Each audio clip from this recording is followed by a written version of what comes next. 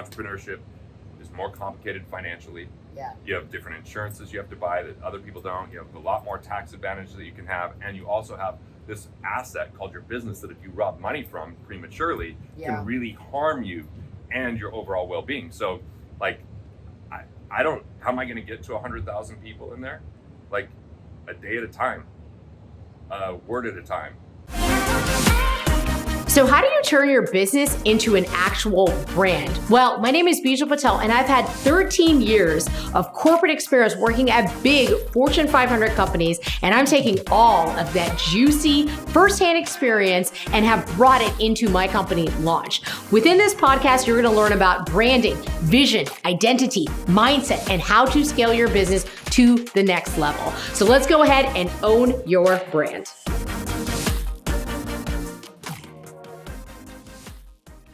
All right, guys, I'm so excited. Welcome to this episode of Own Your Brand. I have the Garrett Gunderson, and you are in for a treat. This guy is not only a genius, he is amazing at money, and he is funny AF. So I cannot wait for you to get to unpack this episode. You just put the bar like I'm going to be funny all of a sudden? I mean, I just wanted to actually just rip him apart and be like, you're not as funny as me. Tell them what really happened. Tell them what's really going on here. Okay, so what's really happening? Let's just get it out there. We recorded the best episode yesterday. I loved it.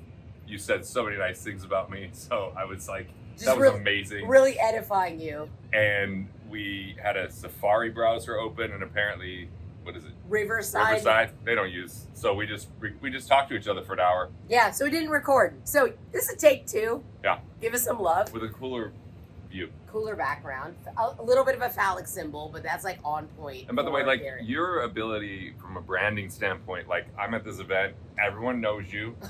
People are wearing your stuff in Europe. Like people are telling me how cool you are. Like at my table, like I was like, damn.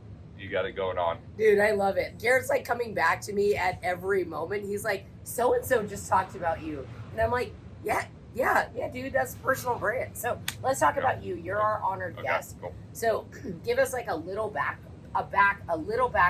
Why should people know you? Why should people follow you?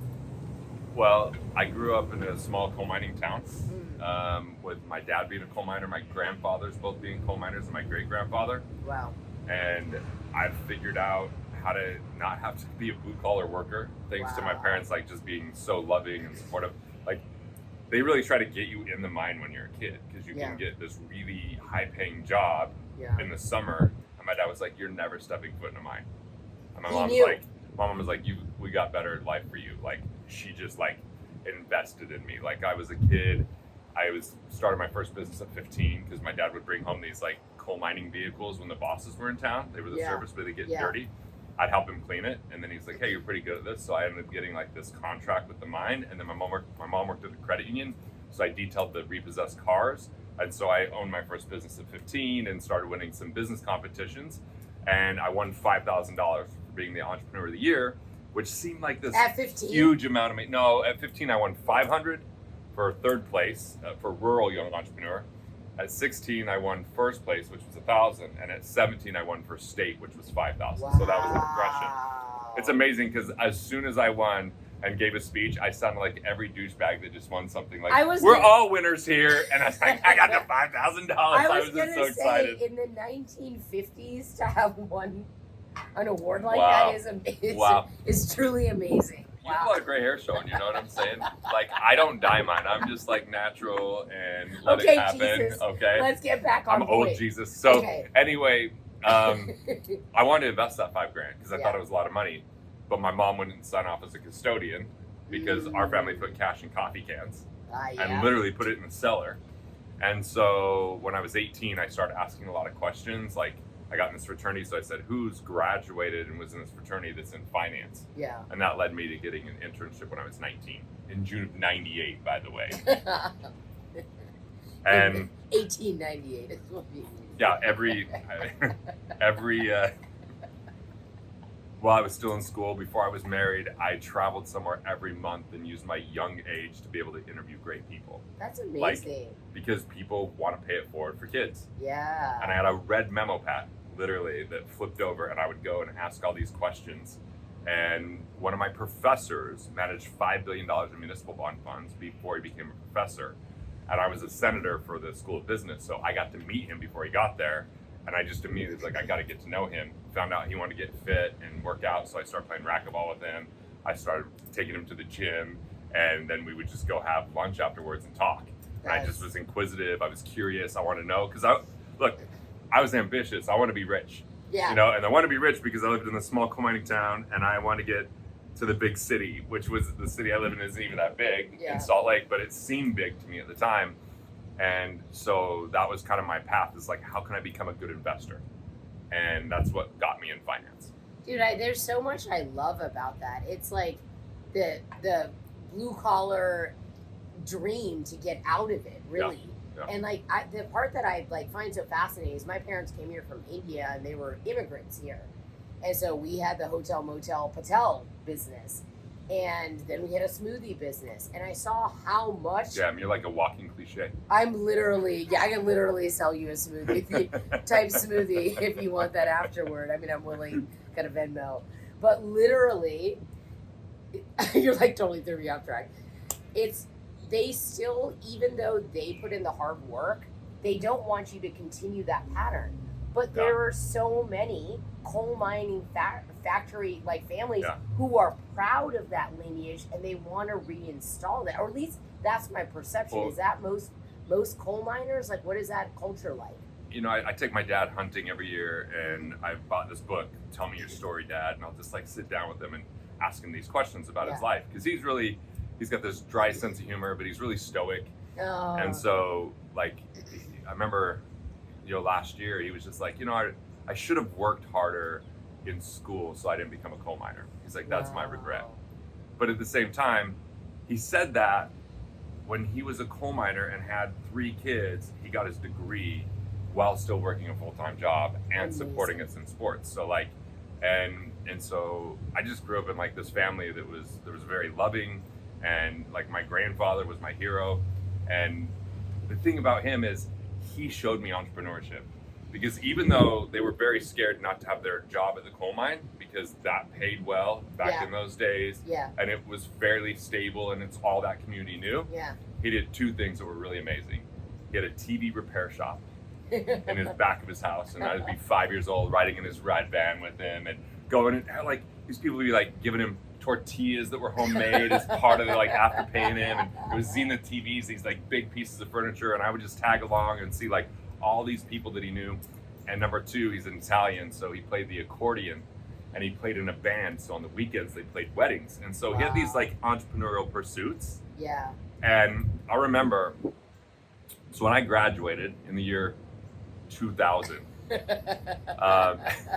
1999. I'm good at interviewing as far as job interviews. So I have 11 or 12 offers. It's a strong economy if you think back to 99. Right? And I remember I fly to Milwaukee for the second largest investment fund family in the world at the time. They don't even exist now, but they were the second strong investments. A blizzard. I didn't even see anything while I was there because you couldn't see because of the blizzard. I just interviewed, get this job. And the job was going to be an institutional investor, so I would just take people golfing, which I don't even like to do, and all this kind of stuff. And I was dating my now wife, and I'm like, hey, I'm thinking about Milwaukee. Would you move there? And she's like, if that's your dream, that's what you should go for. But I was like, I don't think she's coming to Milwaukee. You know what I'm saying? And she said you. And I was like, you. I was like, us or me? You know? And I remember like, well, I already am in this financial world. And I had this dean that I went and talked to, the dean of business, because I knew him. And I was like, man, I'm really struggling. I'm like depressed. Like I have these job offers, and my family thinks I should take them because they're stable. An investment bank, Merrill Lynch, all these places. And that like really attractive things from a family. The largest, it was the largest offer for Anderson, which you think about, like Anderson's not even around anymore. Remember it's Arthur crazy. Anderson? Yeah, they used to be top 4. It was the biggest offer that our school had gotten. And so some of my professors like, you've got to take that. And I'm like, well, I'm nervous to go live in LA because I was just a young kid from a small town. He went to a small, and I was like, it doesn't seem like that much money. It seems like a ton of work. I don't even if I like accounting, which I don't. And my dean was like, why are you listening to people that make less money than you? You're making more than your professors. Like, and like, that was pretty cool. And then I just remember like telling my grandpa and my mom I was going to do it, and they were nervous that I was like, I'm just going to go to business for myself. And September 13th, 2001, so 2 days after the Twin Towers, I had $75,000 come into my account because the professor that was mentoring me did business with me. And I showed him a strategy that he didn't know about, that I had learned, that he liked and implemented. And so I remember taking and showing my account to my grandpa. Wow. And he got really teary-eyed and like grabbed my shoulder and told me he's proud, because I think it was like, we're breaking these chains and this lineage of fear governing all of our actions, because my great-grandfather had to leave his wife, who was pregnant for 7 years, to leave southern Italy, which was just decimated at the time with, there's too much corruption. He got swindled. They had no money. He literally couldn't put food on the table. Came to America with nothing but honey bread, because it wouldn't spoil. And like got on a train. They changed his name at Ellis Island because he didn't speak English. Wow. He had the vision to come to America, but he was so damn cross-eyed, he ended up in East Carbon, Utah, which is this little shithole. And ultimately, like 7 years later, meets his daughter for the first time. And so you think that's like folklore within a family, right? Like if you don't hold on to everything you got, you could get separated from your family. Yeah. So that was in our blood. That was in our conversation. And here I was, like, my grandpa's my hero, my mom's my rock, and I'm like, I'm gonna make this choice that I don't know if they approve of. And it wasn't like that they didn't approve, it's just they were afraid. Like, what does this mean? And how would I provide? And like, let's give context to like the first of all, it's like an incredible story. I have like chills all over thinking about the sacrifice that your grandfather made. Yeah, and this is one thing that I really thought about this morning while I was working out. Mm-hmm. I think that when we're victims and in scarcity, we call it sacrifice. Uh-huh. But when we're intentional and bold, it's just work. And we choose the work. But so many people are addicted to the word sacrifice because we think that we have to give something up to get what we want. But if we just give all that we are, we don't give anything up. And I just think that this is a notion people are stuck in, the notion of sacrifice. Now, in a religious context, it means to make sacred. I'm cool with that, make sacred. Yeah. But when we give up who we are for a future date, we rob ourselves of the present. So yes, it was a difficult decision for my great-grandfather. Yeah. But it was a choice. And when we think it's not choice, we lose our freedom. And so yes, it was a difficult choice. Yeah. And like I hear when people like win championships, oh, the sacrifice is worth it. I'm like, no, you chose. If you love what you do, there is no sacrifice. It's just that when we allow money to be the only reason for our choice, it feels like sacrifice. When we let our soul speak to who we are, it's not sacrifice anymore. But let's take it take it from the perspective of your grandfather, okay? Yeah. Like from his perspective, he left his wife and daughter, and it wasn't like he was chasing this big passionate dream. He was doing what he became a goat herd because there was a mine explosion. Lived in a tent. So it was difficult times for sure. Yeah. But the reality was he had a dream for a better life. Okay, so you still think of it as... He had a dream for a better life. So it would have been sacrifice if he stayed. My hair. So if he would have just stayed and lived in pain and misery, that would have been sacrifice. Oh, okay. I'm bought in. And I get it because... Yeah, okay. But this is the condition of the world. If we do something hard, we call it sacrifice. Well, I'm like, hey, listen, I don't know. Little did you know, one of my main parts of my brand is to get people to completely transform their relationship with life so they no longer sacrifice and no longer use sacrifice as their scapegoat. Like, here's a great lie. Here's a great lie. Whoa. Let me not skip past this point. Yeah. You're getting fired up. I love it. Let me not skip past this point because this is what the listeners are thinking. Are like, hold on. I didn't buy into what you just said. I was like, oh yeah, I get the concept, Garrett. That's very cute. Talking about this in this beautiful city, Charleston, while we're filming a podcast the second time as entrepreneurs who've seen wealth. Yeah. But I'm looking at it from the vantage point of your grandfather who was in Italy and then immigrated. And I'm like, hey, my family made a similar decision. I don't think I can buy your sacrifice versus it was a difficult decision and it's just doing the work. But the way that you reframed it to think about the fact that The sacrifice is staying in the life that you are already in by default. That's the sacrifice. Yeah. And I think this is why more people don't dream, is that they think that dreams require sacrifice. But the dream creates the script of loving our life. And the sacrifice is not actually embracing our dream because we don't think we have the money, the time, or the ability. We don't think that we have the capacity. We don't think like, you know, it's like all this doubt. And so here's an example. I had a dream one night, and this dream, I see like a slender, tall person on stage. There's lights to the side. It's almost like we're in like a little Broadway theater, and I'm directing. I'm directing this person. And all of a sudden, I am the person on the stage, and all of a sudden, I'm the audience. And I like have this feeling of like, oh, I've got to make speaking more experience related. I've got to engage the crowd in a different way. I've got to break through the standards and norms that have them feel like they're just in a complete enjoyment. The time passes, but they remember those moments because they're poignant. And what would that take? So I woke up, I turned to my wife, I'm like, I'm going to do a one-man show. I'm going to do a one-man show. She's like, that's cute. What's that? Like, she doesn't know what it is, right? And I'm like, I just know. And so I immediately go into this model that I have that I call the like accelerator model. So the first thing is, if I have something that speaks to my soul, I go, who's the one person that can support and inspire me? Who's the person that can keep me accountable if any self-doubt or fear or worry? So I call the next day 2 people, like that day when I woke up. The first one being Bo Eason, who had done a one-man show. Like I was on a bus with him, we were speaking at MIT. And I'm like, what do you do? He's like, oh, I do a one-man show. And I remember thinking, what the hell's a one-man show? But then I watched it, and I was like, oh, that is a completely different experience. And so he's like, here's my movement coach, here's my acting coach, here's, you know, so he gave me these resources. Then I called Michael Port, because the hardest 30 minutes I had on stage is when he was coaching me in front of 9 peers. It was just so difficult. He's like, let's work on something hard. And I was like, I grew so much from that. Like I literally worked with him for 2 days, and then I went and spoke at a dental event. And when I walked off stage, a guy collapsed in my arms, started crying, and say like, and I was like, dude, it was such a different impact. So I called him and I said, I have an idea. I want to do a one-man show. I need a director. I think it's you. He signed on. It was a 6-figure contract, but now I'm in it, right? There is, and like, okay, so I made less money during that time because I was like learning to act, and it was a struggle learning to act because I sucked at first. And then I'm, you know, picking up my guitar and taking people through an exercise, all this. But there was no sacrifice because I love the work. Each moment, the win was in the work, not just the outcome. Yeah. I mean, the very first time I ever did this was for a group of real estate people. And when I came off the stage, a guy walked up, he goes, my brother killed himself 2 years ago. I haven't been able to talk about it. I just broke down. We talked, we connected. I'm like, I knew that there was something special, but I had to listen to something within myself and choose the work.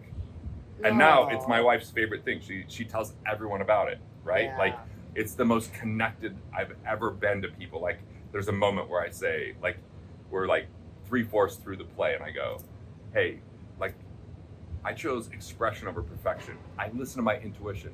Yes, expression over perfection. And I just said, also, I could spend this moment right here with you.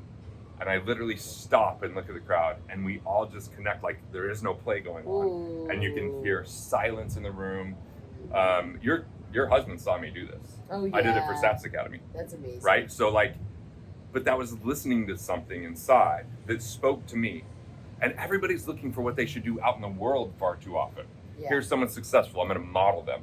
But that's not your voice modeling someone else. 100%. We're gonna get that one second. What is that one-man show? What is it called? Where can people like look that up if they want to check it out? So if you go to my website, GarrettGunderson.com, click on speaking, and then it'll say theatrical keynote. You can click there and you can watch 4 clips and you can watch 2 trailers, so you can get a sense of it. I think that's so cool. Like, one of the things I want to point out here is that, like, you're known for all of your work in money. Like, that's really, like, you are known for that. But then you also have this, like, theatrical side. Then you also have this comedian side. And I think that... And I tie it all into money. And you tie it back to money. The theatrical keynote's about the 4 money personas. My American Ream is the name of my comedy special, is about healing our relationship to money. So let's tie it back then to your personal brand, because there's so much that we want to like unpack here. related to your personal brand, Yeah. your creative pursuits, and the fact that you have been able to weave all of this together into your personal brand. And I think that we should talk about Wealth Factory for a little bit, because that was like, at least where I had known your name. Yeah, that's where I was associated. Yeah, so tell us And it a was little bit about because of that. my brand that I sold that business. Okay, tell us about that. So first off, I eventually lost my sense of leadership in Wealth Factory. Expand that. Like, what does that mean? Leadership is So one this of what it those meant. hairy words that like everyone says and really no one knows what it means. I'm a people pleaser. I'm a recovering people pleaser. Ah, And I didn't recognize the cost of being a people pleaser until I was involved in a situation where two people that I really cared about, I was having trouble with one of them, and the other one would intervene and not let me talk and like try to people please and try to smooth it over. And I'm like, oh, so I'm left unexpressed, burdened, and frustrated, which created emotion that started to bubble over because it was just trapped. And I was like, why am I so frustrated about the situation? And I was like, because this is me in my business. So I remember it was May of 2020. so you saw a pattern in your personal life, and it was and like, you holy shit, recognize this is that me in business. imprinting. Totally. Oh, okay. And I have because been that's why I there. was so triggered. I was like, why am I so Yes. triggered? Why am I so triggered? And so I got on, it was May of 2020. So we were in the office, but I did a Zoom with the entire team. And I said, look, two things are the potential that are going to happen down the road. One, we're going to live who we are and our values of co-creation, of collaboration, of abundance, of prosperity, or I'm selling this company. Wow. I said it's one of the two. And so everybody did their best to do that, but there was one person in the company where people could not do that with. And he unfortunately was the second highest percentage partner. And so I just looked at our brand got away from who I was, which was I loved our Freedom Fast Track program because people got results. Like they weren't just buying something and not using it. Like it was very hands-on. It was limited in scale because once we had 100 people in it, if we grew past that, it started to collapse our capacity. And to get more capacity was a huge undertaking because it meant more attorneys, more accountants, more investment. Yeah. It's just like, and we're looking for the best of the best. So it just became very difficult. Yeah. And yeah, so the yeah. firm was like, well, look, we can create other lower priced programs that are more group oriented and we could reach more people. And we did, but I wasn't creating the content for that other than the first piece. And I was just showing up and presenting and it felt very robotic. And I started to feel like we were an info marketing firm.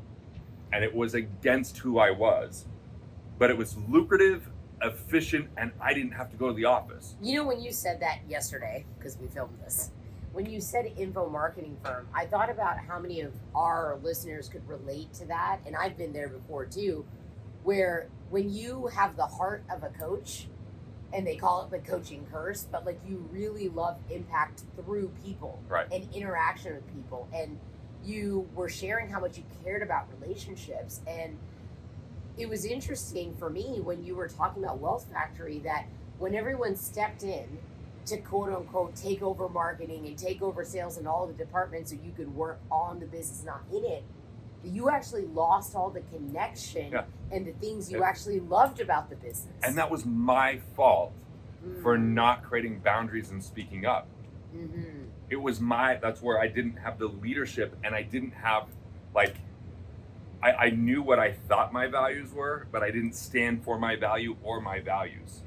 Ooh. And so if I would have just created small boundaries along the way, it's no big deal. When you don't create boundaries and then you try to initiate them on one phone call, Yeah. it's like all of a sudden it's like, wait, this isn't who you've been. Yeah. And so it's very foreign. So what I was really good at was inspiring the team. I was really good at like getting them excited, but then I would abandon them and go write. Then I would go speak. And so I wasn't consistent enough. And the other person was very consistent, but very scarce. And so we just didn't share the same values. And there was no way to work that out. There just wasn't. I tried. I toiled. I thought, man, I'm gonna feel like I'm gonna abandon these clients if I sell this business. But I was like, well, our CMO is so customer service oriented. I trust him. He'll take care of it. I love our writers. So I felt like, okay, I think it'll be fine. And for 2 years it was. because I stayed involved in a licensing deal. And I was still teaching, but I still wasn't enjoying the teaching. And I still was in a box where I had a non-compete and I couldn't do everything that I wanted. And I started to feel this, like, that's probably why I went and did comedy, just to have expression. And, you know, and the theatrical keynote was something I'd already started before this. And it just got to the point where one little incident happened. My sisters worked for me for 15 years, and that person was mean to her. And I just said, I'm fucking done. It's over. I said, I'll sell to you. I knew I was going to get a low price that I could have, but I knew that they needed my name, image, likeness, so I knew I'd get a licensing deal. That worked until it didn't. And when it didn't, it was a very painful separation. It was a very painful divorce because I'm a relationship person. But I had to stand for my values of vulnerability, love, expression, connection, relationships, which I had none of in that organization anymore. It just didn't exist. Wow. And that was 7 figures a year that I walked away from. It was so painful, but the relationship loss was more painful. Of income. Of income. Of income. Net. I just want to clarify that. That's not revenue. That's not like, oh, the business made. That's income. Yeah. And that's incredible. And this is the issue when you take personal brand and the personal brand is very overlapped to the business brand. So we have Garrett Gunderson, and then we have Wealth Factory, but it was almost like one and the same. And then you sold part of it with a licensing deal, and they thought they could continue without you. Right, and they were paying me for that 2 years. Yeah, until you pulled out. Until one person thought that I was building something competing. Look, what happened was June of 2022, I get a phone call from this guy that I mentored in the financial space. And he's like, I'm going to host an event for financial people, and I would love for you to come and speak. It's like, when is it? He's like, in a few weeks. I'm like, dude, there's no way. I'm in Canada right now. I just don't see that happening. And then I talked to my wife that day. She's like, oh, I'm actually going to go to LA with your sons. They're going through this program. Why don't you just go speak and then meet us there? Yeah. So I went, and when I got on stage, like, first off, I walked in and this guy, Matt, was on stage. And when I walked in, he's like, oh, Garrett Gunderson just got here. And people were asking him questions. He's like, I'm not comfortable answering that with Garrett. Just ask Garrett. Yeah. And I was like, what? I was like, so cool. Whatever. I was like, that's cool. Yeah. And then when I got up to speak, Caleb, who's hosting the event, goes, who's read Killing Sacred Cows? 100% of the hands went up in the room. Wow. And he goes, who's read What Would the Rockefellers Do?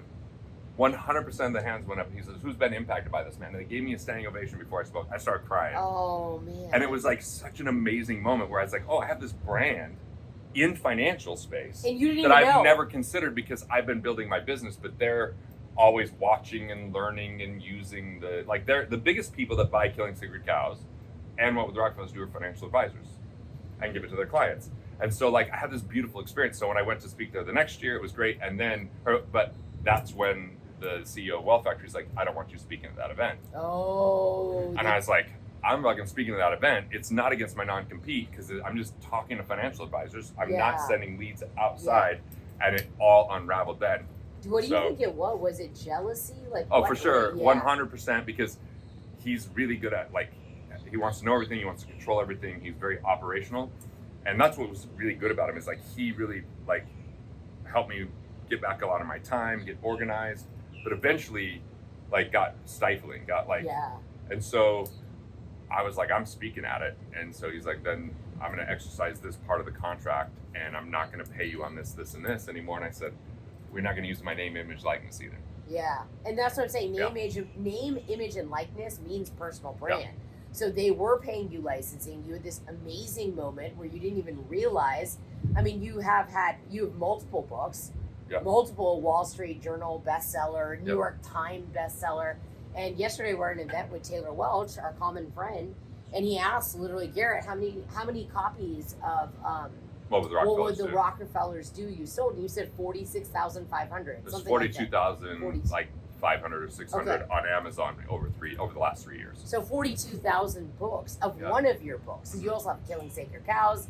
And then I'm really excited to talk about this book, I Am Money, which is a kid's book, which I think is super That's selling cool. better than all my books right now. Of course. Yeah, so look up I Am Money. It is so cute. Julia Cook is such a brilliant co-author. She speaks kids. She made it so fun. I love her. I have some of her other books. But when I actually realized you made that book, because someone else we know actually was like, I'm excited to see Garrett speak at this event that we're at here together.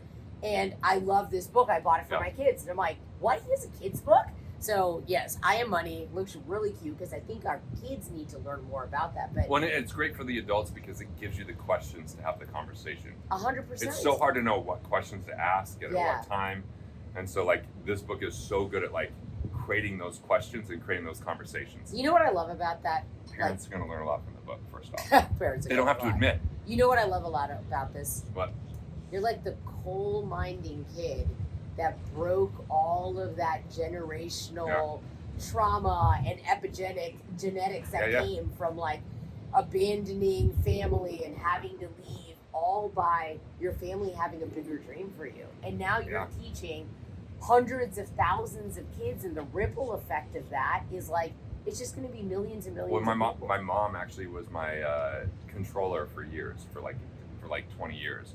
Because I was starting to make money and I was worried about like my accounting side, not paying bills on time, or I was doing research, and 42% of doctors that were like the dentists and chiropractors I was working with at the time had been embezzled from. So I brought my mom in, which she had to like be away from my dad for part of the week because he lived 2 hours away at the coal mine town, and so like they really committed. And then my grandfather, I got into financial like trouble in 2008 because I was over leveraged with real estate, and all of my partners. I was 29. I was telling you yesterday that I just had like a CPA firm because I was buying more real estate and I was having a hard time getting loans because I had so many loans. So they did this whole like net worth statement and everything. It was like $8 million. Pause.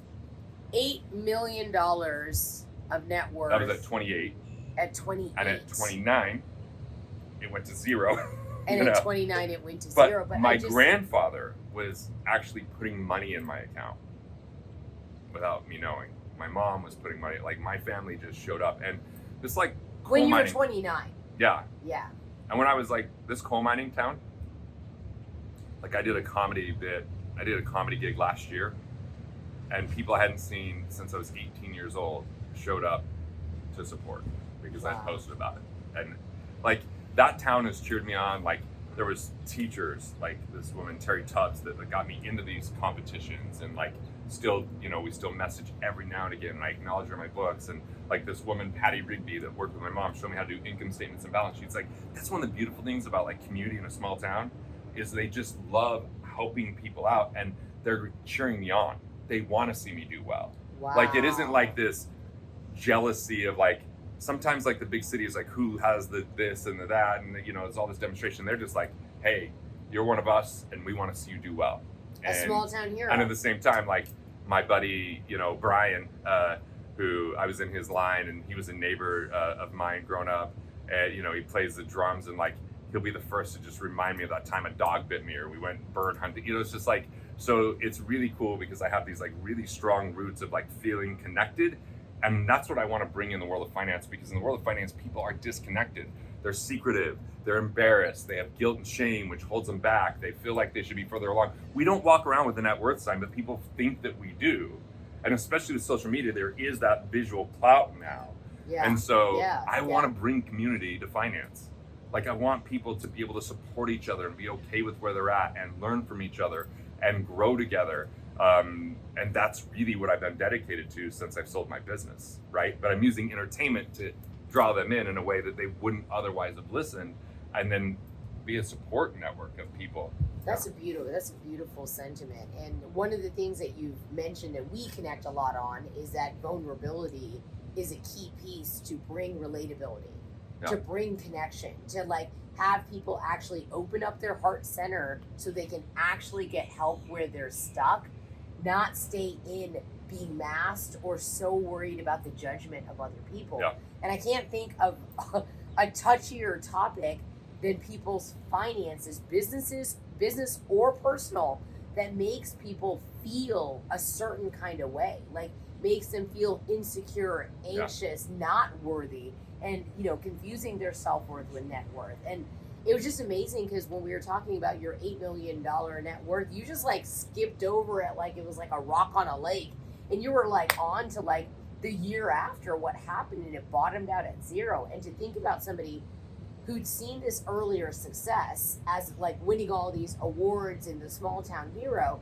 It's like you took this massive climb up and then wham, back down, and then you were at zero, and then the Wealth Factory happened after that. Yeah. So you've had these moments of high of highs, and then you've had lows of lows, and it's cool to see that you've been able to, from what I can feel from you, and it's a feeling, it's a story too, but it's more of a feeling that you're able to reset. And I think some of that comes from what we talked about. You know, we're both in Dan Martell's fitness program, right? Yeah. He did his workout today, Dan. Don't worry. He's okay. He's safe. Okay. We're going to eat oatmeal. Like, everything is good. I already did. My 2-day-old oatmeal. He's special. Yeah. Okay. So I will eat mine too, and I'll be okay too. And you were talking about the fact that it's just about deciding to do the work, and it's about having that mental discipline to continue to push through, and how you have reframed your relationship to pain. So tell us a little bit about that, because to me, that's where I see how you took the highs, hit the lows, and where a lot of people would have bottomed out and been like, man, this is too hard. You took it as a springboard to go back up again. I love that. It's like, I wouldn't have been able to get through 2008 if I didn't just open up and tell people what was going on. So I remember I'm in Vancouver at this event called InvestFest. It's 2008. I'm talking to this bank in Tennessee because I own a fourplex there that I have a personal guarantee on, and there's a balloon payment due. And the banks are not lending money to people that have more than 4 loans at this time because it's too risky for them, so I can't refinance. So they're like, what are you gonna do? And like, the guy's yelling at me, like, they're in trouble. They went under. They didn't make it. So they had all this pressure. They're calling me and they're like, what are you gonna do? And I was like, well, I'll fly out and see you and see what you can do. He goes, well, you need to pay this. I'm like, I don't have the $675,000 available to pay you. But I'm resilient and I'm resourceful. Like, can we just talk through? And he's like, no, and he's yelling at me. He's pissed. And I'm not used to this. I've never had a conversation like this. And I hang up the phone, and 5 minutes later, I'm on stage.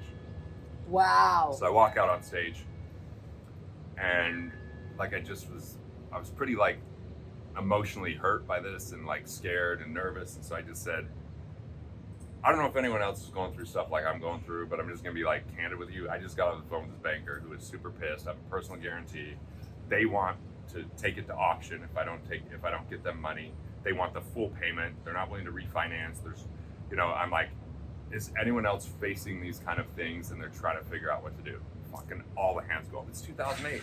Wow. And I just shared of like other things that I'd gotten through in the past, because I don't think you can share and leave people in pain. Yeah. You've got to share and say, like, here's where, and I said, look, I'm here, I'm supposed to make an offer. And I've got a sheet here. I'm going to hand it out. I just want you to cross out the price on it. And I don't know your situation or what's going on in your life. You can put any number you want, and I'll just give you the whole thing. Any number.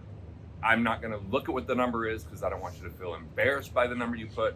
I just want to get you the resources because we're in this together. Like, 117 forms come in. I just hand them to my team. I literally don't look. We give them everything. And I've never had a longer line of people talking to me afterwards and sharing and just all this kind of stuff, because there was that real moment. And I remember Gail, who was running the event, came and she goes, that was a really cool technique. I go, technique? She goes, the authenticity technique. I'm like, that wasn't a technique. That was, I don't do well when my emotions are on my sleeve. I have to just share what's going on and acknowledge it. And that gets me to the other side. So like, that was a pivotal moment for me, because I connected with other speakers. I had, other people in the crowd that I still know because of just being real about the situation. And that's why I think I'm helpful in finance, because I think some people in finance make a mistake and they defend what they did and don't learn the lesson. When I make a mistake, I go, what can I learn? Some of the coolest tools I've created for due diligence came from my past mistakes in finance. And I said, what should I have asked before I got into this deal?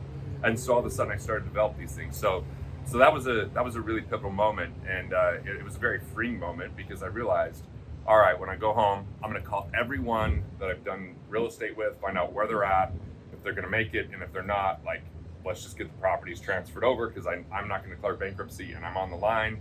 And I was like, I'm going to start calling people that I borrowed for down payments and just say, I'm going to be late. I'm going to go to work. if they need me, they'll call me, but just know I'm going to work and I'm going to have less time because I have to solve this problem. Yeah. And 2.5 months ago, I literally paid off the last person. Wow. They're like in their 70s right now. They had invested like $100,000. It went away because of this hard money lending fund I had that just got decimated. And I didn't owe them the money because it was an investment, but I owed it to myself because they bought into me, not into the investment. Yeah. And so that's when I decided I'm not going to sell investments because Yeah. people should invest in themselves and their skill sets. If we Yeah. put money somewhere and we don't grow ourselves and the money grows, we create risk. There's a gap. We grow our money but don't grow ourselves. We can't handle it. Just like if you go into the gym and you put 1,000 pounds, it's going to crumble you. Yeah. You have to build up to those things. It's just like the people with the perfect analogy to this is all the people who win the lottery and end up broke the next year. You're more likely to be bankrupt if you win the lottery than if you don't. That's what I'm saying. So they get too much too fast. I got a lot of good jokes about lottery winners too. I'm not a fan of the lottery at all because of that. But I think even buying into the lottery is a problem. And here's why it's a problem. If you already have a big enough dream, the lottery isn't in your purview. Yeah. It's only for those to give permission to dream, but most of the dream is about consumption, not production. Yes. Yes. And consumerism, like we were talking about. Right. And so like create the life you don't want to retire from, like build your dream. Like I get it's scary for people to dream because like what if you don't get there? What if you don't make it? It just depends on your resilience because it's usually only a problem if you have too short of a time frame. Yeah.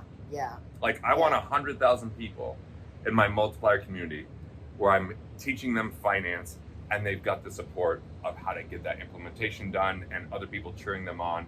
Yeah. And I want that to be entrepreneurs because entrepreneurship is more complicated financially. Yeah. You have different insurances you have to buy that other people don't. You have a lot more tax advantages that you can have. And you also have this asset called your business that if you rob money from prematurely can really harm you and your overall well-being. So like, I don't, how am I going to get to 100,000 people in there? Like a day at a time, a word at a time, whether it's I'm writing or whether I'm speaking or whether I'm doing my theatrical keynote or whether someone's promoting me because they're a client and they want their clients to know about it. Like I'm just willing to do it because what I'm trying to do is reignite this notion of the producer revolution that we created early in the 2000s. And it really caught fire, but then I had 2 partners die in a plane crash. Oh, I remember that story. Oh my God. So it was crazy because actually I hadn't been on a propeller plane since they died until I spoke at Empire Builder with Dan and they had chartered. Was that the one with Taki or the one with? It was the one with Taki, and I decided, all right, I'm gonna fly back on the little propeller that and for 2 nights I had just extreme nightmares. And when I was on the plane, I just had all these old emotions come up, and it was like, so there's some stuff there. But this producer revolution was this really cool movement of like producers and people in the producer paradigm create more value than they take. And what happens if we just embrace this life of abundance where we're the consummate value creator? Yes.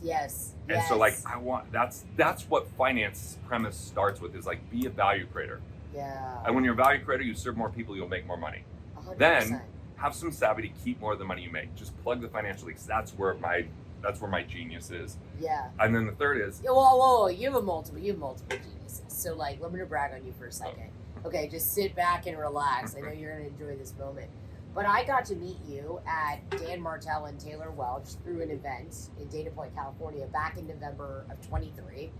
I know you thought it was 2024 last year. I just don't even know. I'm in finance. I don't know numbers. He's like, last year in 2024, and I was like, I think that's this year. Did you miss a year? And we just had a huge laugh because for a second, you're so compelling. I was like, is it possible? Is this like a mindset thing? We're so in the future. We're really in 2025. And he's like, oh my gosh, I just didn't realize. But like, back to that moment though, I saw you speak for the first time in that room. And admittedly, I had no idea who you were. Okay. So I've been in business 5 years. I had no clue. I was like, okay. Taylor's like, dude, he's like a really big deal. I was like, oh yeah, okay, yeah. Okay, cool. Yeah, that's fine. Whatever. I don't know. You just told me to come here and I'm here. Why? I'm here. Why'd you even bring me? I don't want to be here. I feel like everyone here is like, I've had 7 multiples for 70 million. But I'm just a dad. I'm like, shut up, you're not just a dad. Like, I have to go 2 after you, and you're like, have 5 company exits.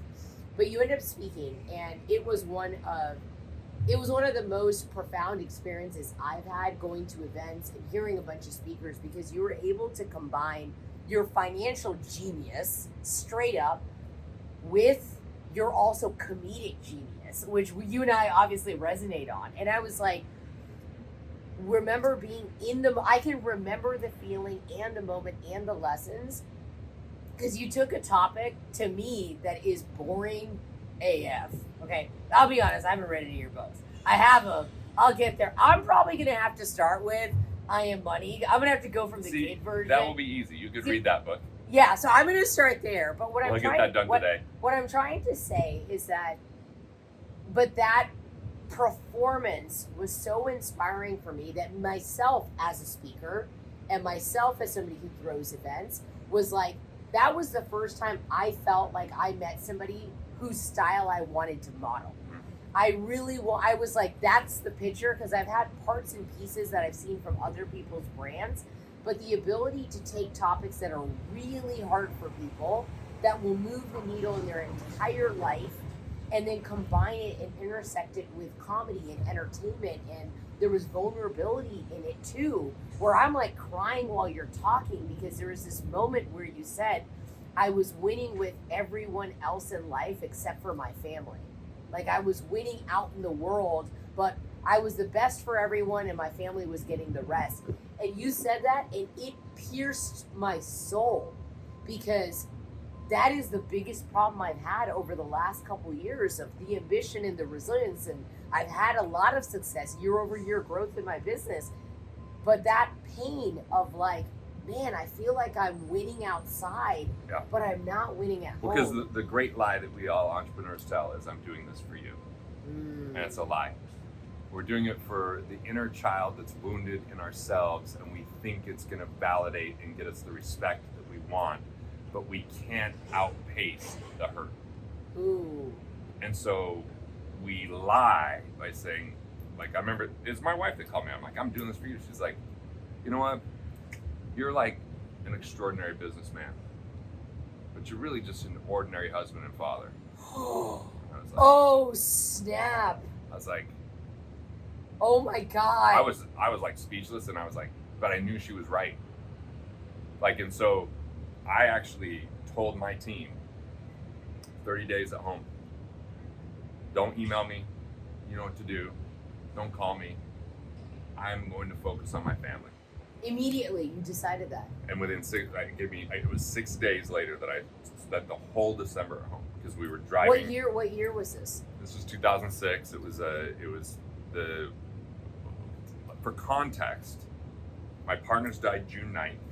Oh. And I was like, I'm going to do everything I can. We have 3 offices, 42 employees. They're grieving, so they're not doing a good job working the people in their office, because both of the 2 that died had their same office, and we had another partner south, and then my office. So I had someone take care of my office. I'm going to their office every day.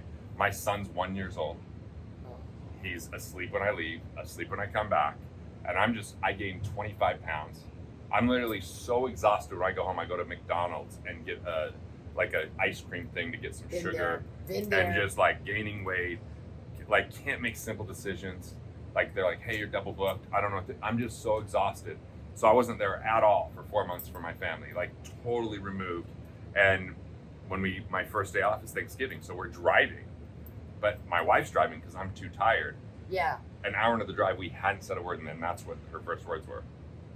She actually said, you know, you're an extraordinary. I thought, oh God, that's nice. I'm an extraordinary businessman. Then she looked at our son, looked at me, and then said the other thing.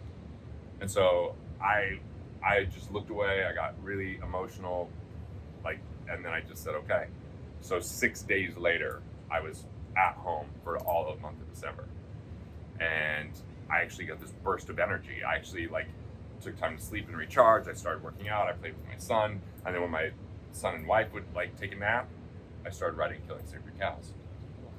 And I got most of that book written that month. So in that moment, as you process that, you did have 2 business partners who had just died. Yeah. You knew you had the 42 employees, you had clients.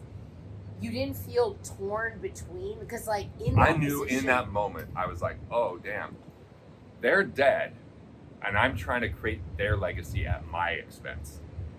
Oh, man. That's not what they would want. They weren't even asking for that. I just thought it was the noble thing to do.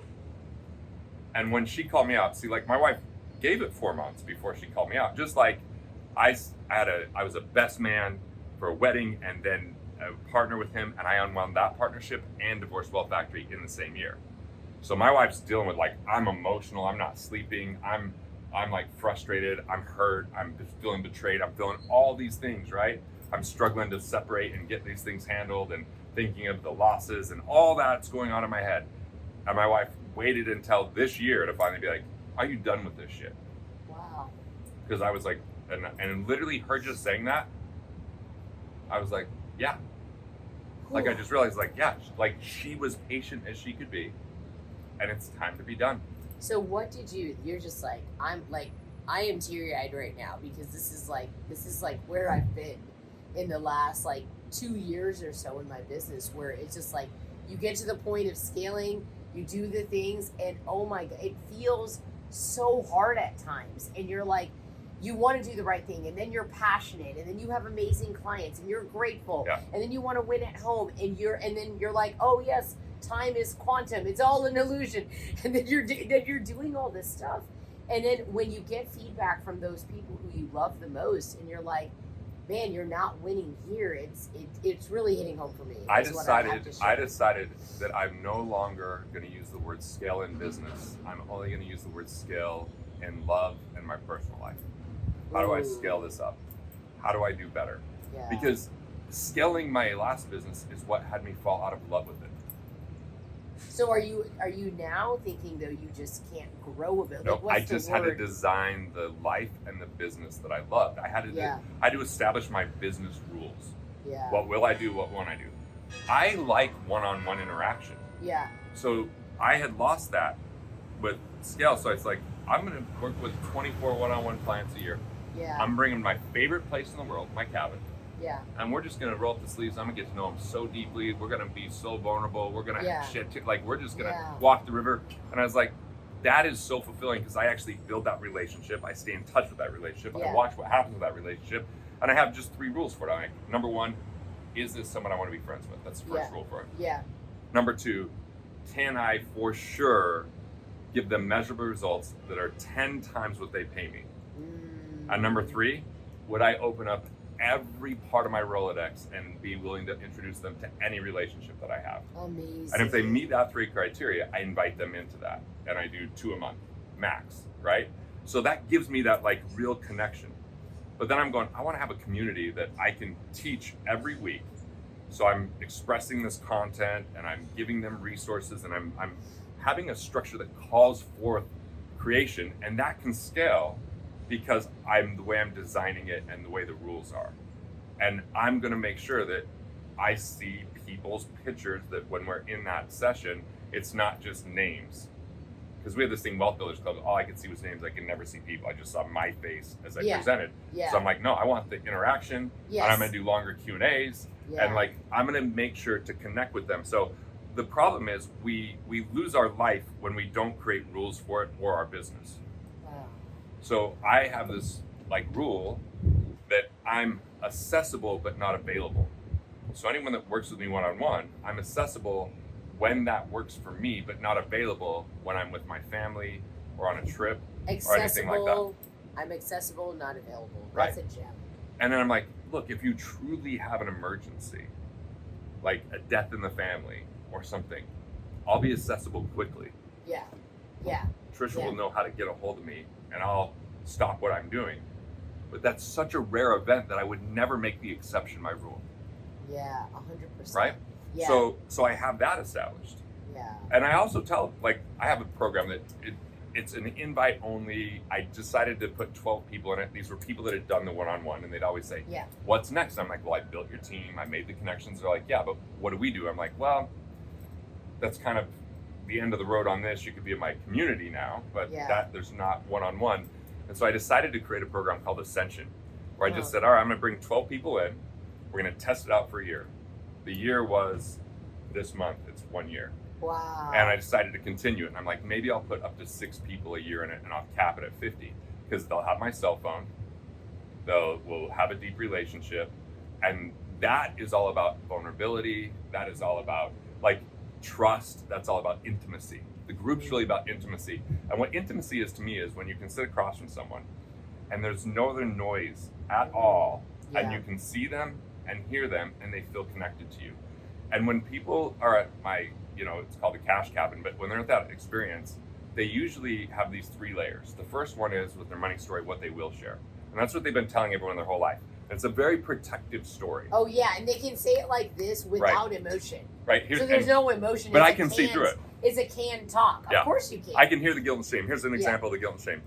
I don't really need a big house. I'm happy with where I live. I'm like, you wouldn't tell me that unless you don't love where you live. Right. I just get it. Right. I don't go, there's plenty of air here. Well, of course, you don't state the obvious. You state something when you're defensive. So I'm like, I get it, right? Yeah. But the second layer is what they won't share. So when we get vulnerability, which I lead with, and like if people read my blog, it's really vulnerable, right? Yeah. So like if people dive in deep there, they're more likely to want to do, an immersion. And then when we get that place of trust, now we get to that intimacy. When we're in intimacy, I don't have to have all the answers. I've had people share like some of the most horrific incidences that they've never really talked about. And all I have to do is listen and then love on them. That's it. And it takes all the pressure off. I don't have to be a psychiatrist or a psychologist or a therapist. I just have to be like, I see you, I hear you, and I love you, and it's okay. Yeah. Like that, I'm so sorry to hear you went through that. And I'm glad that you're finally talking about it, right? So that intimacy gets us to a whole place of breakthrough and fast. But now we get to the final layer, what they can't share, because it was blocked by all of those stories and emotions. And when we get past that, there's so much freedom. Oof. And it's like they feel lighter. In their spirit. They feel happier. They feel freedom because they're letting the shame go, and shame cannot exist in the light of day. And even though freedom's like my core value, I don't share that word a lot just because it's been bastardized. Yeah. Financial freedom is bullshit. Like the way it's taught is reliant on institutions, and it's very communistic of just handing your money over. But like when I see that people lighten up, like I just got a text from someone in Ascension, like we're coming to Salt Lake because I introduced them to a therapist and their therapist. So I'm like, how many therapists have a therapist? That's the problem. And they're like, hey, you around this weekend? I'm like, for them? Absolutely. Let's hang. Let's have fun. We'll joke around. We'll hang out. Like they'll share all these details about their life. Yeah. And then we joke, like, because I decided to do once a year, I'll bring all the Ascension people in person.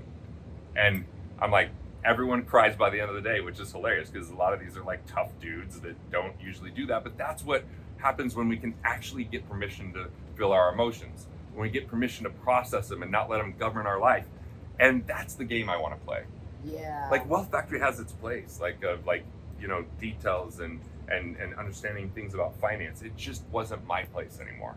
Well, it's something I say all the time is that it is okay to have a new dream. And I love the fact that you've been able to appreciate where you've come for, but then you've decided that in Wealth Factory, the reason you fell out of love with that dream is you lost that sense of community. Yeah. And so when you're back in here, and I feel it right now as we are communicating, and like even more so, we had a podcast and we had a ton of fun and we share values together. It's very obvious because I can feel the energy. We love vulnerability. And it's an emotional intimacy that most people feel, that feeling of you can feel alone and be in a crowd of people. You can feel alone and be surrounded by your family. You can feel alone and be at a friend's wedding, dancing on the reception floor. And I think that that's why so many people reach out to vices like alcohol, porn, opioids, all of these addictions. Well, that's the question you asked me that I didn't answer. Is our relationship to pain. Yes. Right? Let's take it back there. I think addiction, I really feel for addicts because I think most of the addiction comes from a bad childhood. And whether it might not be parenting, it might be an incident. Like, I had this huge breakthrough this week. So I couldn't understand. I could kind of understand, but I was still ruminating on this partnership I dissolved last year. Because I was, again, we're super close friends, and I thought, oh, this would be so much fun, and it wasn't. It was effort, and it was force, and it was all this kind of stuff, and force versus flow. Yeah, and our company was called Free Flow. Yeah, but it felt like force, So force flow. And I was like, man, and what I felt like is, how do I say? So when I was 5, I went to my favorite place behind my grandparents' house, this little creek, and I would go catch salamanders and play. And 2 older boys showed up. They're like, you want to be in our club? I was like, cool. And then all of a sudden, one of them starts sucking the other one off. And is like, come over here. And something happened to me. And I definitely don't know everything I can't remember the whole thing. But I got on my bike and rushed off and crashed. And my lip was bleeding. And I hurt my ribs. And when my mom came to pick me up later that day, she's like, what happened? I'm like, oh, I just wrecked on my bike. And I lied to her for the first time at 5, right? Because I'd been molested and this innocence was taken away. And it was like, I thought I was getting one thing and it was another. And actually just thinking that my partnership was going to be one thing and it was another kept taking me back to that 5-year-old self. Oh my gosh. Right? Even though it's different. But it was I thought it was going to be this great club and it wasn't, Yeah. And I just recognized that, which was very healing, and it's we have these moments, and I told you last time, when I was 3, I got hit by a car and I got to see my dad in his coal mining outfit with coal mining dust, and my grandparents rushed to the hospital. I'm like, ooh, if I'm not perfect, I hurt my family. And so I've done a lot of work to deal with these things, and it's been so nice because it gives me so much freedom, and also it lets me have this compassion for people. Yeah. Knowing everyone's carrying around something. Yeah, and you would never know. You wouldn't know, and we were talking about that, and you were saying from 3, you were holding on to that perfectionism. Right. if I'm not perfect, I hurt my family. Right. And then all the work you've done to become a recovering perfectionist, a recovering people pleaser, and it's I think a lot of times when people look at somebody like you who is really successful and has the stage and the speaking and this and that and the best-selling books, it just looks, you've got your beautiful wife, you've got your 2 sons. I got to meet one of them in California, and I'm like, man, this guy's just living the dream. People just assume oh, that guy's just rich. He looks like Jesus. There's a church behind us. He must be okay. Everything in his life is okay. And then I'm like, oh, I can't. People put you in a perception, or they pedestalize you, or put you in a glass box, and they're like, he doesn't understand me. He's not going to understand anything I've gone through. And I think people feel a lot like that, not just with finances. Finances is just one of the facets of life. I think people feel alone. In Maslow's hierarchy of need, love and belonging, that 3rd tier, there's a lot of people who don't make it to that 3rd tier. I feel and where I feel wealthiest, and what maybe most people don't know is my parents are still alive and married, and I go visit them every Tuesday. We have a great relationship. I just have really great parents, very loving, but my mom created good boundaries so that we felt safe, and she was strict, but that paid off, and then I really get along well with my in-laws. My wife's parents are both alive, and I lived with them before we got married because I owned a property in Cedar where we went to school, and my wife moved into there with my sister. I moved into her parents' basement, and then she didn't have to pay rent. I just paid that mortgage. And so I got to know them, and we really get along well. I just went and visited my father-in-law last Friday, had coffee with him because I was going to get some blood work done right next to his house. And so we went to both sides of the families for Father's Day. My sister works for me. My other sister is a prolific teacher and had a blog that used to be the 2nd most trafficked blog in teaching. And we have very similar personality, but very different viewpoints on the world. And we get along, and we find ways through, even when we disagree. And I was the best man for my wife's brother. And we just took her sister and my nephew to Orlando. So I have this really amazing family structure, And where I think that if we could give anyone anything, if we could just show like one other human being unconditional love, they could feel like everything's possible. I had a neighbor, Anime, that made me feel unconditionally loved. My grandfather made me feel unconditionally loved. I had like this, and so like that's where the wealth comes from. Yeah. Like it's a byproduct of value creation, but I felt worthy of being a value creator.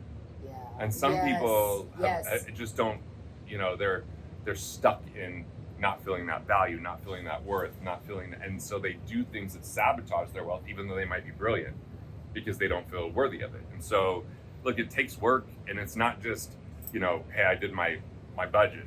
It's beyond that. It's more like wealth is a byproduct of who we are, and it's a byproduct of a life well lived, and it's at the core of who we are. If we could just see it and get past all the bullshit stories that hold us back from who we are.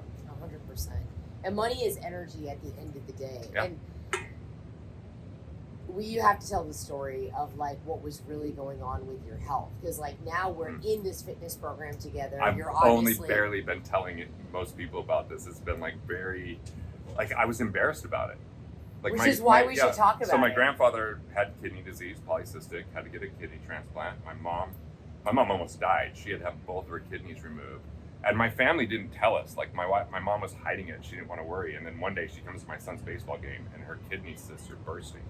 And you can just see the pain she's in. We're like, oh shit. Ooh. Which I wrote a blog about this because at that time I just felt like I haven't done anything to help. And all I did was post, like, my mom has polycystic. She's getting both of her kidneys taken out. She's had people try to donate and they're not a match. And there is a system, but we're struggling. If you have any suggestions, if you have any connections, 33 fucking people applied to donate a kidney. Not said, filled out the application. It actually created a problem because the hospital thought I was offering compensation because of the number of people that, but a third of them were people that just knew my mom and didn't know what was going on. Wow. A third of them were people that knew both of us and knew me, and a third never met my mom, they just knew me. Think about that. Yeah. That's insane. Yeah. It's amazing. That's like what people are capable of. Yes. If you just have community, and you love see on them, and love on them, right? So scale love, don't just scale revenue. Yeah. Right? Yeah. Like, yeah, it's beautiful. And just to watch that, you had gotten your blood work done. And I was in kidney failure pretty bad in December. Really bad. And I could feel it, and it was all that stress of everything from last year combined with, genetics, I guess. And here I am right now. Like, I'll see my blood work this coming Tuesday, but my blood work in March was 50% better.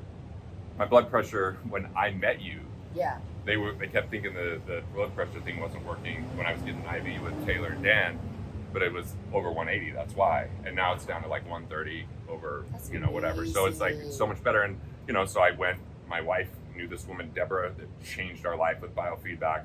A good friend of mine, Reagan Archibald, who had been a client, like got my blood pressure down with a peptide, and then doing Dan's fitness program. I'm like really dialed in with my food now, which I've had food addiction issues within my family. We eat our emotions. We serve love through food, and bad food equals good times kind of mentality. So it's really transformed a lot of my life. And so to think that was December and here we are in June, and like I feel so much energy. Like I had nights where I didn't sleep.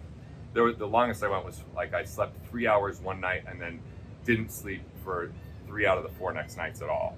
Oh my God, at all? At all. Like I was just in this really like adrenal fatigue and kidney issues and all this kind of stuff. And and I was dealing with some stress that was going on with the things we're talking about, including like really like had a family thing to figure out. So to go from that, like A, our thoughts matter. That stress really matters. Wow.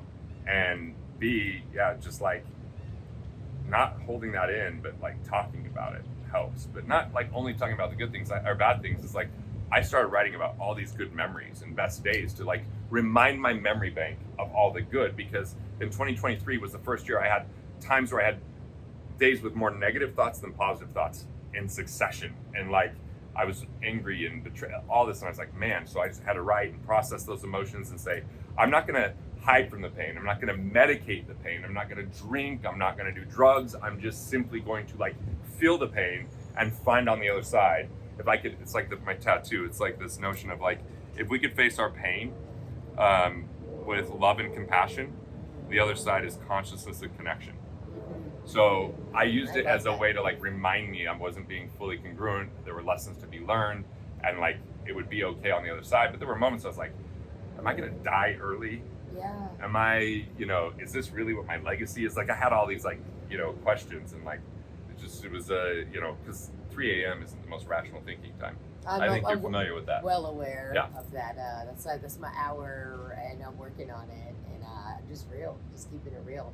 And money is energy at the end of the day, but it's only one part of it. And to just see the series of how your life has like taken you on all this journey, and we're all on our journeys, and the fact that the parts that I really remember are the ones like it's like it really does give you that sense of like, who cares about the money? Because if you're living your day to day and you don't have those stories and the impact and the experiences and those moments, because every time you're sharing vulnerably, you're creating a stronger community. And one of the things that you mentioned yesterday that I thought was a really profound thought, and I was just sitting there and I was just like, thought about it later, and I was like, I really enjoyed that just piece of conversation.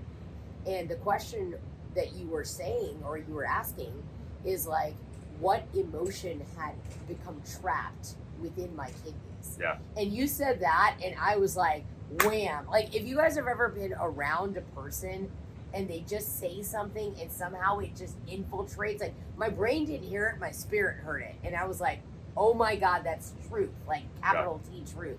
So what emotion do you feel like was trapped? It was fear, and that's like weird. That's like, you write a book about abundance versus scarcity. Yeah. It doesn't mean I'm immune to scarcity. It just means I'm more aware of it. Which means when I have awareness, I can make new choices. When I'm unaware of it, I'm trapped by that frame. Yeah. So what was the fear? I feel like some of it's epigenetic, like passed down, my great grandfather being separated from his wife for a long time, the coal mines going through strikes, the folklore within the family. And, it's like, I just had to be like, well, what is it that I'm accepting as true that's not reality? Yeah.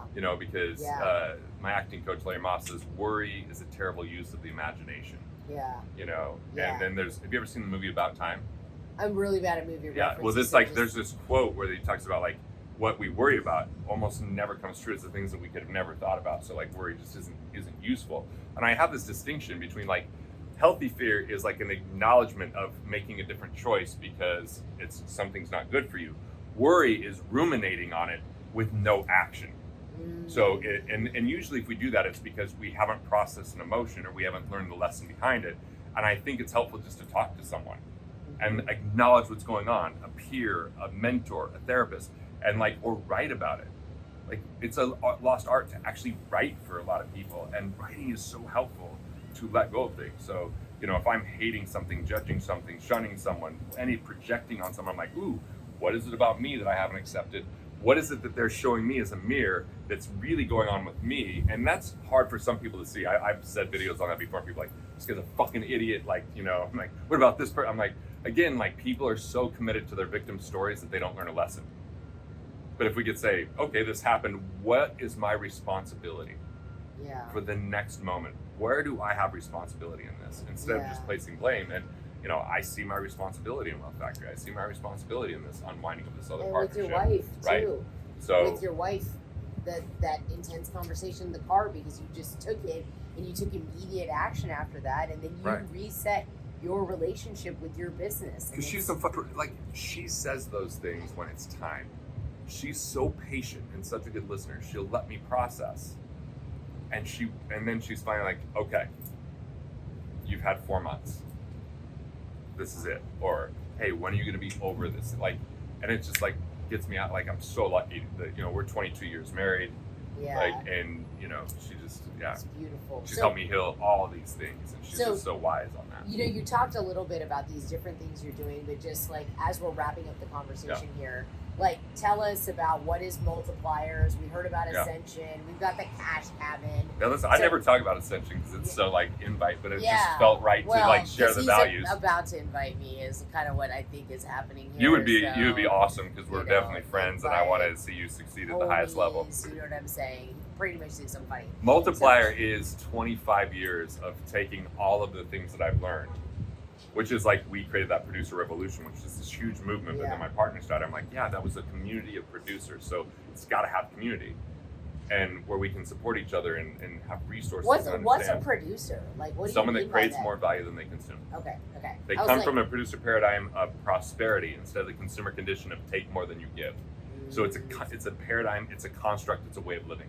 Yeah. And so we're going to call them producers, because then we can identify. And there's a producer pledge and a multiplier manifesto.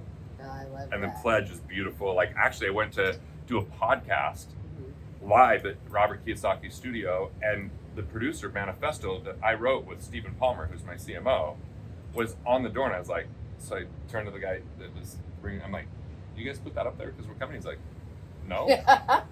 So Robert comes in, I'm like, where'd you get this? He goes, oh, it's a treasured gift that someone sent me. I'm like, really? I'm like, because my name's so small at the bottom. I'm like, that's the producer pledge. I wrote that with Steven. And he's like, oh, really? So like, that was a really cool moment because Rich Dad Poor Dad had such an impact in my life that here it is. And so. And the fact that he has that much amount of respect for you back is showing. Well, the fact that he completely copied my Killing Sacred Cows book. They literally, that's how I ended up there. They literally took it and called it Shooting Sacred Cows. Mine is the 9 financial myths, there's 8 financial lies, but my community defended me. And I was like, rather than fight, why don't you just promote us and let's collaborate? And that's what we did.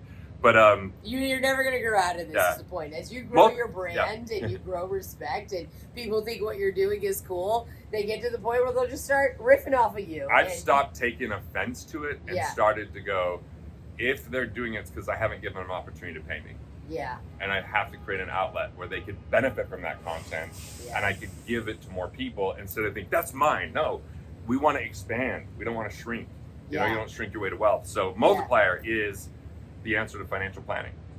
It's every week I'm teaching on either grow your income, keep more of your money without budgeting, like just efficiency, grow your money, or grow yourself.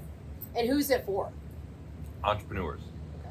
And I like, do you have to I'm be not at a certain looking, level? no, I don't want this to be a community of just already super successful entrepreneurs. Mm-hmm. I think that the majority of people will be doing less than $1 million of revenue in the community, because that's 96% of businesses. And I can make a massive difference for them. I could find money, that money can help them hire someone so they have a little bit more time, and then they can really start to design their life. But it's also like, I mean, if I want to say exactly who it's for, 40 to 60-year-old people that have at least one kid at home, feel like they pay too much in tax, they have more than one loan that they're trying to deal with, they're striving for a better life, they're thinking about legacy for the first time, and their other family probably didn't because they didn't just inherit money, and ultimately, like, they want to have a great life, but they feel a little bit trapped right now. Something there at all?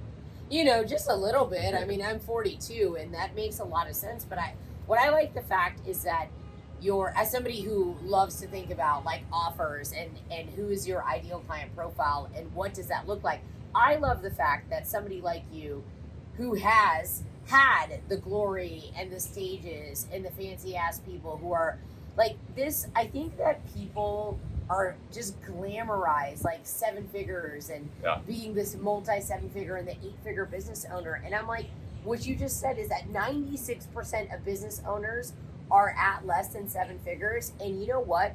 They don't all suck. Like, they also have dreams. I want to help them. They have dreams. They want to ascend. And not everybody wants to get to 7 figures. And that's okay. And for those people that are killing it, I've got the team. Yeah. I've got the network. You know, and this will be instrumental and helpful as well. But I get it. You need to have a little bit more personalization. Well, they're more ascension, or they're more cash cabin, kind of retreat people, or whatever. If people are wanting to know, like, this is invite only, so they go to Instagram, Garrett B. Gunderson. Yep. I would start just by put in, if they know how to spell your name. Biagio, you do. Biagio. You put in Biagio's name, and the first thing is, I'm going to give you our tax navigator. Yeah. Our tax navigator is amazing. It is 4 sections. One's an assessment to find out all the strategies where you might be missing and overpaying on tax.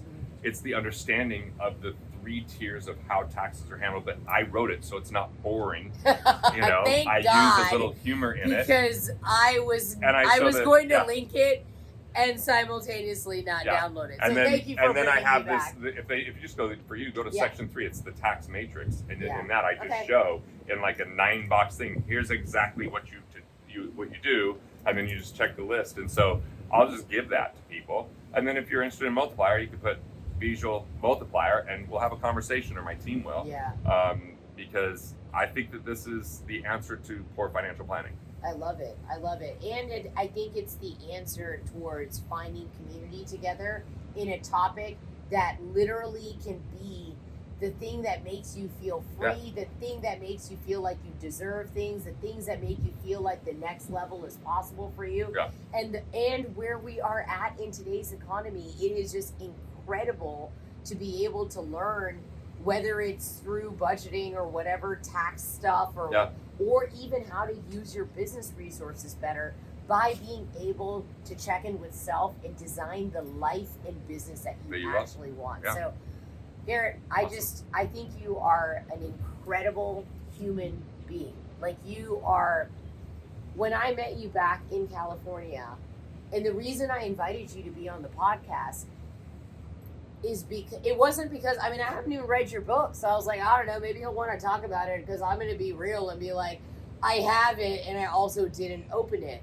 But the reason I felt so connected to you is because when we were in California, and I shared with you, like, I want to model your speaking, and I just need you to know what a compliment that is, because I am not giving that shit out. Like, I am well aware of my energy, my personality, my persona, and I'm funny too.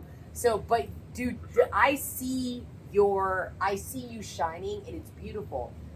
Y'all, Garrett literally opens up his phone and starts rattling off names, numbers of every single speaking coach, acting coach, XYZ, therapist, any resource I needed.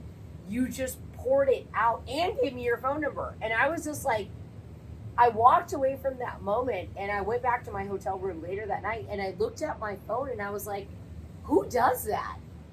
Who does that? Like, who's like, no, really, I am an open book. Come ask me questions. And in that moment, you shared a video with me of this theatrical kind of performance you did after your 2 partners died in the plane crash. And I was like, that is a solid human being. That's not someone who you're just impressed by, like, oh, cool, he knows a lot about finances and some shit about taxes that I don't care about because I paid someone to do it, but now I'm going to care about it because you should know.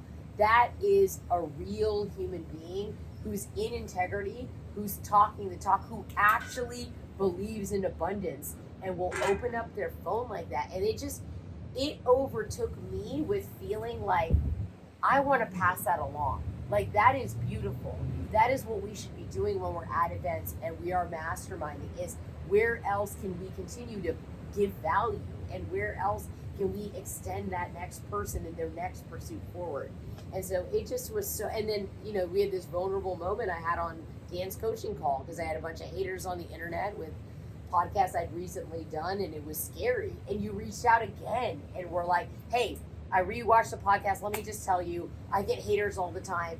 Here's how that looks like. And, you're doing the right thing. Like, this is a part of the journey. And it's like, when someone treats you with compassion, I really think that you believe that you're more worthy and you're more deserving, because you feel that love getting installed into you. And that's what I think is beautiful about you. Like, well, thank you. I received that. And obviously the way you show up and the energy you bring invites that into your life, because you're so giving and you're, so connecting, and you that's how you operate. So that's how you can even see it in me. And next time you get a hater, remember this story. So I was a strategic coach. I just wrote the self-published version of Killing Sacred Cows. First book, super excited about it. My wife's in a book group. They decided to read my book, but she's 8 months pregnant. So she doesn't go to the book group because she wasn't feeling great. And one of her friends called and said they just tore Garrett's book. They hated it. They thought it was terrible. They pointed out grammar issues and, blah, blah, blah. And so she calls me and she's bawling. And I don't know what she's crying about, so I'm worried like there's something wrong with our baby or whatever. And I also remember like because of her hormones, someone threw away. I had a shirt that with fuzzy letters said "Future Billionaire" that I used to wear at parties and like thought it was funny. And her mom threw it away because we left it at her house, and she was crying about that. And I was like, babe, like it's a shirt. It doesn't matter. It had a hole in the armpit because it's like too small. So, but then when she told me what happened, I was like, babe, if those socialist bitches like my book, I wrote the wrong one. Like I would have been disappointed because they were like, oh, this value creation thing's stupid. Like, everybody knows, get a job and do the least you can. I'm like, yeah, like, if they like the book, I'm not looking to confirm people's biases. I'm looking to challenge the status quo. This is just part of the deal, you know? And so I remind myself of that. And my sister reads some of the comments and she gets more fired up than I do. I usually, like, you see, I showed you yesterday, I'm like, oh yeah, what an asshole. Like, when they're talking about me, I'm like, someone should kick his ass. I'm like, so he literally comes over to me yesterday at the event, pulls up his YouTube and is like, hey, so you see all these haters? 10 straight hate comments on my one video. He's like, so he pulls up his phone, hits like, I think. You're like gangster like that, hit like. And then is either taking on a curiosity position or just being funny and smartass position. And I was like, this is what happens when you're open and you're vulnerable and you're connected, you're in the right rooms. And I think that multiplier is going to be amazing. And it's going to be a place where people don't just multiply their wealth. They're going to multiply who they were meant to be. That is the beauty that you're curating. I see you, bro. I see you. I feel seen. I know. I feel so seen. I know you're Jesus and all, and you know we love you, and I'm just really honored. I wasn't even funny this whole podcast, and you tried to set the bar all high on that. That's all right, you know. So maybe I should end with a joke. Let's end. I actually just wanted to create a gap where you weren't funny, so I could just keep some of that. No. I think this is such a cheap joke, but like I remember, so my brother-in-law invites me to be his best man, and it's in San Diego. So I do the Comedy Store in San Diego the night before the wedding. And I have all the other people that have never seen me do comedy that we're mutual friends with in the crowd. And so I just walk up, I'm like, I'm here because I'm a best man at a wedding tomorrow. It's pretty amazing considering I fucked his sister. And then everybody laughed. I go, sure, I married her, but still, you know. So there you go. That wraps it up. All the links will be in the show notes. Please follow Garrett Gunderson. Message him on Instagram. He's got a bit of a block of selling stuff. I'm terrible at Instagram sales. I need to pop my cherry. Yeah, let's pop that cherry. Have an awesome one. See you later.